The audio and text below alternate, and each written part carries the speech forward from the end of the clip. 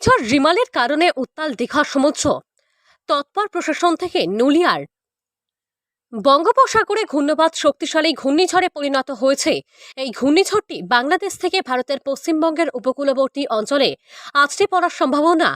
এই ঘূর্ণিঝড়ের কারণেই দক্ষিণবঙ্গের উপকূলবর্তী অঞ্চলের দুর্যোগের আশঙ্কা প্রকাশ করেছে হাওয়া অফিস। ইতিমধ্যেই শনি, রবি ও সোমবার উপকূলবর্তী জেলা উত্তর ও দক্ষিণ 24 পরগনা লাল সতর্কতা জারি করেছে। অন্যদিকে এই ঘূর্ণিঝড়ের কারণে পূর্ব মেদিনীপুর জেলায় কমলা সতর্কতা জারি হয়েছে। ঘূর্ণিঝড়টি শনিবার মধ্যরাতের পর আছড়ে পড়ার সম্ভাবনা রয়েছে। এই ঘূর্ণিঝড়ের কারণেই উত্তাল হয়ে উঠেছে দীঘা সমুদ্র।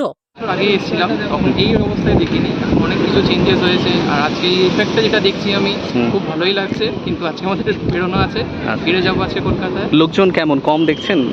আজকে কম দিচ্ছি, জলে তো প্রায় নেই কেউ।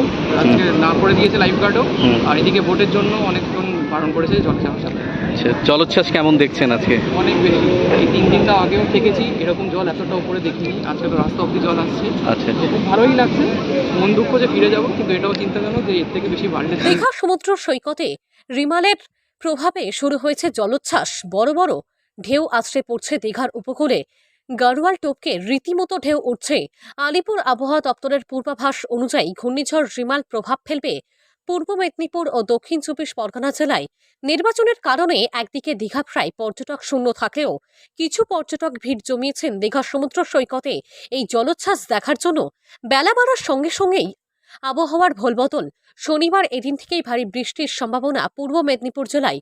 সন্ধ্যার পর থেকেই বাড়তে পারে ঝড় বৃষ্টির পরিমাণ। ঘূর্ণিঝড় রিমলের প্রভাবে দীঘায় জলোচ্ছ্বাস শুরু হয়েছে।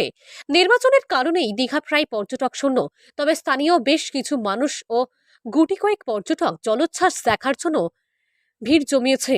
নির্বাচনী বিধিনিষেধের জন্য পর্যটকের সংখ্যা নেহাতই কম। পর্যটকদের স্নানের ক্ষেত্রে নিষেধাজ্ঞাও জারি করা হয়েছে ইতিমধ্যেই। প্রশাসন সূত্রে জানা যায়, দীঘায় এখনও ঘূর্ণিঝড় নিয়ে মাইকিং করার নির্দেশ আসেনি, তবে প্রশাসন এই ঘূর্ণিঝড় মোকাবেলায় সব রকমভাবে প্রস্তুত হয়েছে। অন্যদিকে বিভিন্ন মৎস্য খুঁটিগুলিকে সতর্ক করা হয়েছে।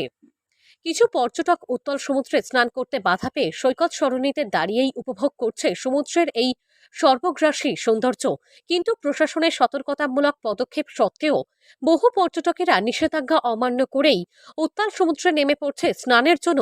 সমুদ্র সৈকত থেকে নুলিয়ারা বারে বারে পর্যটকদের সতর্ক করে তুলে দিচ্ছে, কিন্তু তা সত্ত্বেও পর্যটকেরা এই উত্তাল সমুদ্রে নামতে উন্মাদ। সমুদ্রের এই ভয়ঙ্কর রূপ পর্যটকদের মাতাল করছে, আর তাদের সামাল দিতে হিমশিম খেতে হচ্ছে নুলিয়ারাদের। প্রসঙ্গত, পূর্ব মেদিনীপুর জেলায় একদিকে নির্বাচন, অন্যদিকে ঘূর্ণিঝড়, এই দুয়ের প্রভাবে কোণঠাসা প্রশাসন। তবে পূর্ব মেদিনীপুর জেলা প্রশাসন ঘূর্ণিঝড় মোকাবেলায় প্রস্তুত বলে জানা যায় প্রশাসন সূত্রে। তবে নির্বাচন থাকার কারণে প্রশাসনের প্রস্তুতি সেভাবে চোখে পড়ছে না। পূর্ব মেদিনীপুরের দীঘা থেকে সৈকত সির রিপোর্ট, লোকাল 18 বাংলা।